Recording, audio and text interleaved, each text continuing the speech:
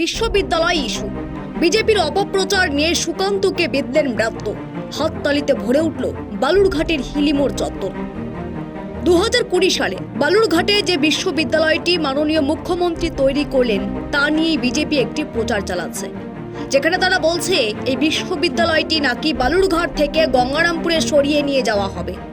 যে প্রসঙ্গ তুলেই ওই দিন পথসভা থেকে শিক্ষামন্ত্রী শহরের বাসিন্দাদের আশ্বস্ত করে বলেন, এই বিশ্ববিদ্যালয় বালুরঘাটে ছিল, আছে এবং থাকবে।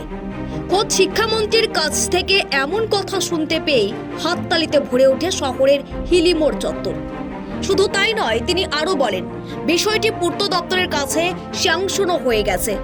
একই সাথে এদিনের ওই পথসভা থেকে তিনি প্রশ্ন তুলেছেন, এই বিশ্ববিদ্যালয়ের জন্য সাংসদ তহবিল থেকে কত টাকা এসেছে, যা নিয়ে বিদায়ী সাংসদ সুকান্তকে কটাক্ষ করতেও পিছপা হননি শিক্ষামন্ত্রী। তিনি বলেন 0 টাকা এই বিশ্ববিদ্যালয়ের জন্য দিয়েছেন বিদায়ী সাংসদ। এরপরেই বুনিয়াদপুরের ওয়াগান ফ্যাক্টরি বন্ধ করে দেওয়া নিয়ে সুকান্তকে কাঠগড়ায় দাঁড় করিয়েছেন ব্রাত্য বসু। তিনি বলেন, ওটা যেহেতু মমতা বন্দ্যোপাধ্যায় ঘোষণা করেছিলেন তাই সেটি বন্ধ করে দেওয়া হলো। সেখানে কর্মসংস্থান হলে কাদের লাভ হতো, এই প্রশ্ন সুকান্তকে উদ্দেশ্য করে ছুড়েছেন শিক্ষামন্ত্রী। খোদ শিক্ষামন্ত্রীর মুখ থেকে বিদায়ী সাংসদকে লক্ষ্য করে উঠে আসা এমন সব জোরালো প্রশ্নে কার্যত হাততালিতে ভরে ওঠে শহরের হিলিমোড় চত্বর।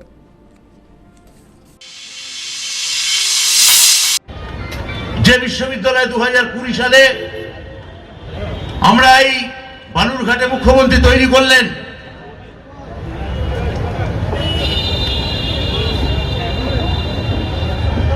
কুমারগঞ্জে কলেজ তৈরি হলো, গঙ্গারামপুরে কলেজ তৈরি হলো। মুখ্যমন্ত্রী বলেছেন আরেকটি মহিলাদের কলেজ এই জেলায় তৈরি হবে। আমি আপনাদের আশ্বস্ত করে বলি, বিজেপি একটা প্রচার চালাচ্ছে যে ইউনিভার্সিটি নাকি বালুরঘাট থেকে আমরা গঙ্গারামপুর থেকে সরিয়ে নিয়ে যাব। আমি আপনাদের আশ্বস্ত করছি, এই ইউনিভার্সিটি বালুরঘাটে ছিল, আছে এবং থাকবে। পূর্ত দপ্তরের কাছে স্যাংশন হয়ে গেছে। এই বিশ্ববিদ্যালয়ের জন্যই বা সাংসদ তহবিল থেকে কত টাকা এসছে? উত্তর হচ্ছে 0। তাহলে আমি বুনিয়াদপুরে রেল ফ্যাক্টরি তুলে দেব, কেননা ওটা মমতা ব্যানার্জি তৈরি করেছিলেন। ওই ফ্যাক্টরি তৈরি হলে যেমন বালুরঘাট থেকে অজস্র শিক্ষক। দক্ষিণ দিনাজপুর থেকে সীমান্তের কথার বিশেষ রিপোর্ট।